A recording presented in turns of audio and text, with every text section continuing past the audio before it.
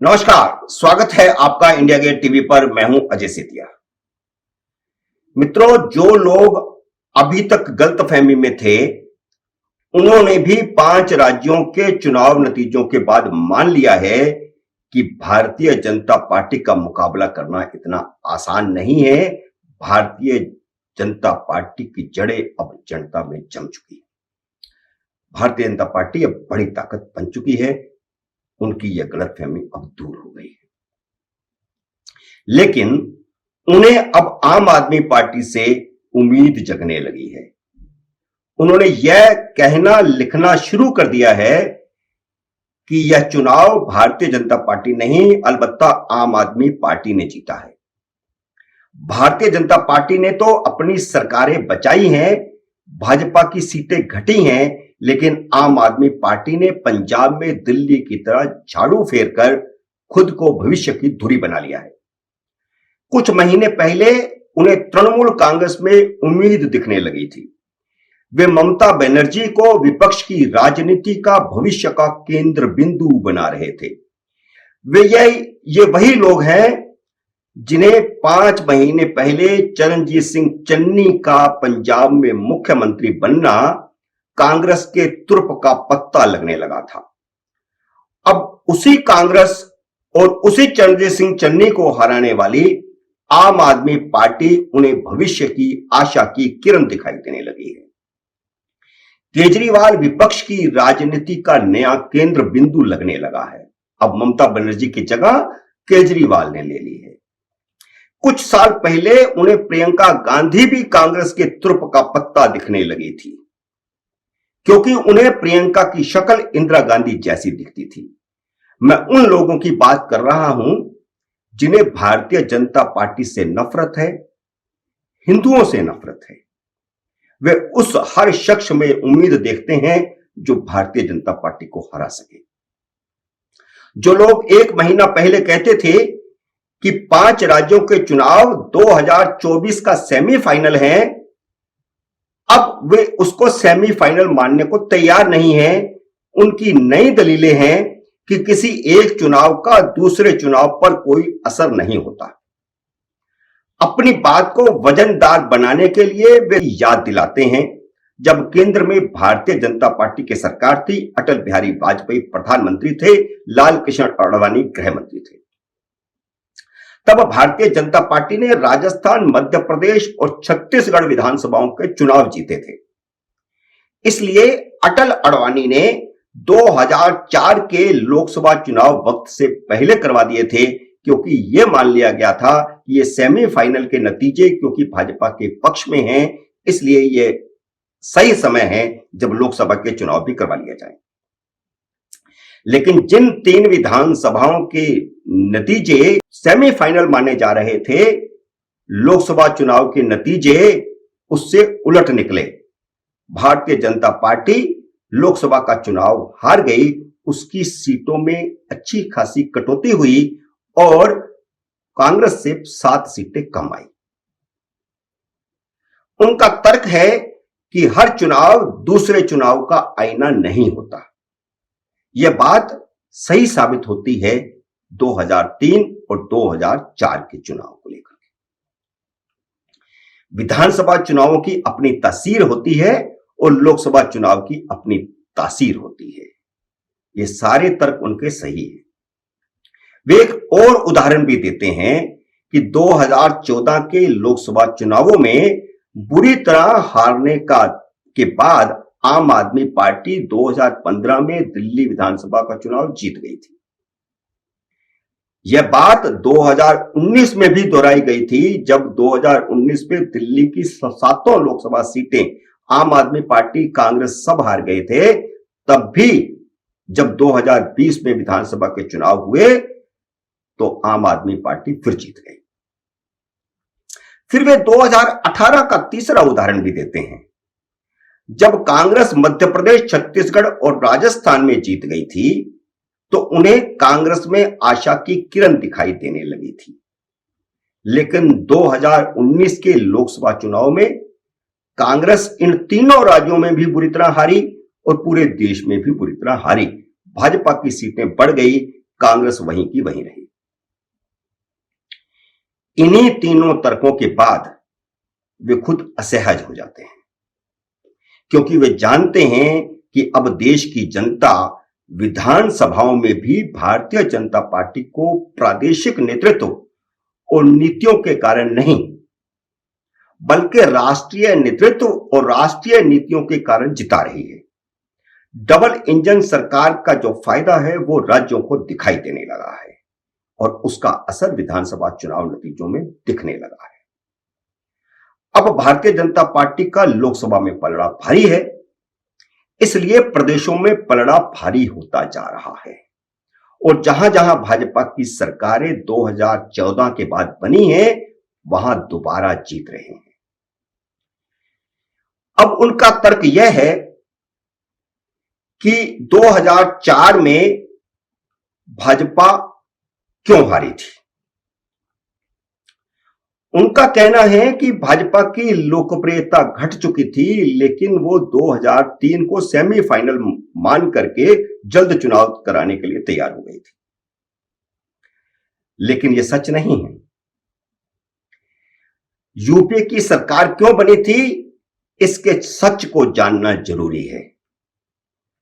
वह इसलिए हुआ था क्योंकि उस समय कांग्रेस की कुछ हैसियत थी और भारतीय जनता पार्टी के सहयोगी दल खिसक रहे थे और कांग्रेस ने उन्हीं सहयोगी दलों को अपने साथ लेना शुरू कर दिया था। क्षेत्रीय दल कांग्रेस के साथ जुड़ गए थे, इसलिए यूपीए सरकार बनाने की स्थिति में आ गया था। और यह याद रखना चाहिए कि कांग्रेस की सिर्फ 7 सीटें ज्यादा थी भाजपा से। अब उस स्थिति में और आज की स्थिति में जमीन आसमान का फर्क है और आने वाले 2 सालों में यह स्थिति बदलने वाली नहीं। अब न कांग्रेस की कोई राजनीतिक हैसियत बची है, न क्षेत्रीय दल उससे गठबंधन करना चाहते हैं। ममता ने गठबंधन नहीं किया, न बंगाल में किया, न अब गोवा में किया। अखिलेश यादव ने यूपी में गठबंधन नहीं किया। आम आदमी पार्टी ने उत्तराखंड में गठबंधन नहीं किया। कोई क्षेत्रीय दल कांग्रेस से अब गठबंधन नहीं करना चाहता क्योंकि उसकी राजनीतिक हैसियत ही नहीं रही। इसलिए जमीन आसमान का अंतर आ चुका है। लेकिन उनके पास दलीलों की कमी नहीं है। वे 2014 और 2019 के दिल्ली विधानसभा चुनावों और 2018 के उदाहरण देकर उन्होंने उत्तर प्रदेश के चुनाव नतीजों से भी उम्मीद पाल ली है। अब वे दूसरी कहानी गढ़ना शुरू कर चुके हैं। उन्होंने तर्क देना शुरू कर दिया है कि समाजवादी पार्टी का 11% वोट बढ़ा है और सीटें भी बढ़ी हैं, जबकि भारतीय जनता पार्टी का वोट भले ही 3% बढ़ा है, लेकिन उसकी सीटें घटी। वे भाजपा विरोधी टोला तथा कथित बुद्धिजीवियों का वामपंथी टोला यह मान के चल रहा है क्योंकि उत्तर प्रदेश में समाजवादी पार्टी का वोट 11% बढ़ा है, इसलिए 2024 आते आते समाजवादी पार्टी की लोकप्रियता और बढ़ सकती है। यह सिलसिला जारी रह सकता है और उसका असर 2024 के लोकसभा चुनावों पर पड़ेगा। पर वे भूल जाते हैं कि समाजवादी पार्टी का जो वोट प्रतिशत बढ़ा है वह बसपा से आया है, वह भी गैर भाजपा दल से। भाजपा से नहीं आया। भाजपा का भी वोट प्रतिशत 3% बढ़ा है, इसलिए इसका असर भाजपा पर नहीं हो सकता, किसी क्षेत्रीय दल पर ही होगा, गैर भाजपा दल पर ही होगा। वे 1980 का उदाहरण देते हैं, जब 1977 में बुरी तरह हारने के बाद इंदिरा गांधी की 3 साल में केंद्र में वापसी हो गई थी। लेकिन वे फिर भूल जाते हैं कि यह 1980 नहीं, 1980 से देश बहुत आगे निकल चुका है।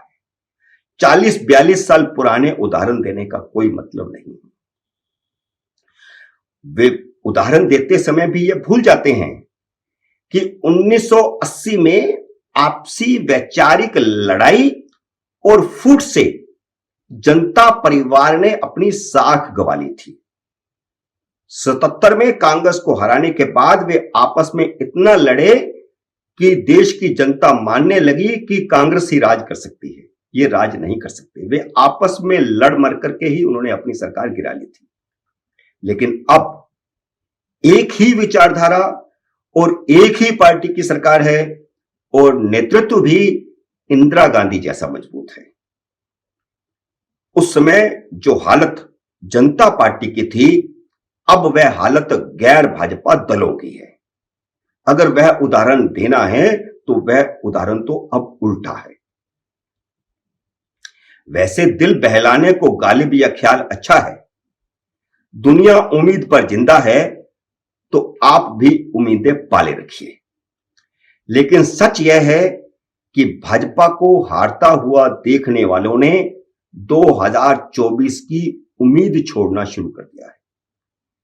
अगर उन्होंने ऐसा नहीं किया होता तो वे अब नई कहानी शुरू नहीं करते जो चुनाव रिजल्ट आने के 24 घंटे के भीतर ही मार्केट में फेंकने लगे। अब वे कह रहे हैं कि योगी मोदी के लिए चुनौती बनकर खड़े हो जाएंगे।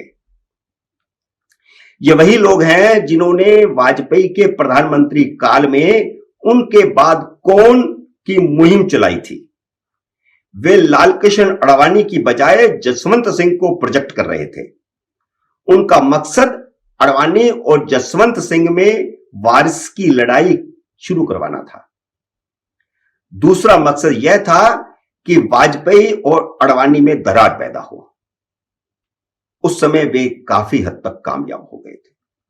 जसवंत सिंह खुद को भावी प्रधानमंत्री समझने लग गए थे, जबकि लालकृष्ण अडवाणी और वाजपेयी में दरारों की खबरें आनी शुरू हो गई थी।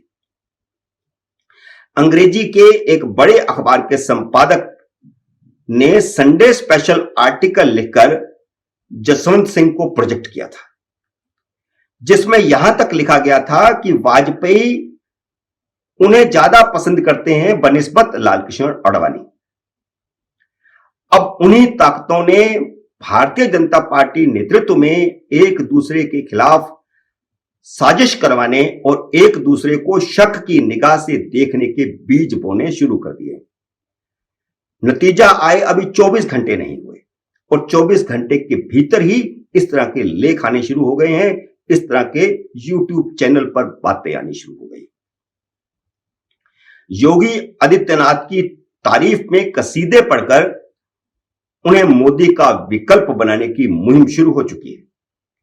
उन्होंने प्रचार करना शुरू कर दिया है कि नरेंद्र मोदी के बाद दूसरे नेता के तौर पर योगी के इर्द गिर्द गोलबंदी शुरू हो गई है और भारतीय जनता पार्टी के प्रादेशिक नेता योगी के इर्द गिर्द गोलबंद हो रहे हैं। वे अमित शाह को अडवाणी की जगह रख रहे हैं और योगी को जसवंत सिंह की जगह। अमित शाह को भी नरेंद्र मोदी का वारिस माना जाता है, लेकिन जिस तेजी से हाल के वर्षों में योगी ने अपना कद बढ़ाया है और भारतीय राजनीति में हिंदुत्व का रंग जितना गाढ़ा हुआ है, उसे देखते हुए कहा जा सकता है कि योगी भाजपा के सबसे बड़े नेता होने जा रहे हैं। इन्हीं लोगों ने कुछ महीने पहले योगी को मुख्यमंत्री पद से हटाए जाने के प्रचार की कमान भी संभाल रखी थी। अब इनका प्रचार यह हो गया है कि योगी प्रधानमंत्री होंगे। इन्होंने ही कुछ साल पहले से अमित शाह को नरेंद्र मोदी का वारिस बनाना शुरू किया था। घोर भाजपा विरोधियों की इस नई रणनीति का मकसद भाजपा में अंदरूनी राजनीतिक जंग शुरू करवाना है, ताकि 2024 आते आते 2022 के असर को कम किया जा सके। लेकिन वे नहीं जानते कि यह असर कम नहीं हो सकता, क्योंकि देश की जनता की उम्मीदें अब नरेंद्र मोदी पर टिकी हैं और 2024 में तो नरेंद्र मोदी ही चेहरा है। और वे नहीं जानते कि फैसला जनता करती है। मोदी को भी जनता ने नेता बनाया था, किसी और ने नहीं। मित्रों, उम्मीद है मेरा यह वीडियो आपको पसंद आया होगा। इसे लाइक करिए, शेयर कीजिए और अगर आपने मेरे YouTube चैनल को सब्सक्राइब नहीं किया है तो सब्सक्राइब कीजिए और घंटी का बटन भी दबाइए ताकि जैसे ही मेरा नया वीडियो आए आपको सूचना आए। नए वीडियो का करिए इंतजार। तब तक नमस्कार।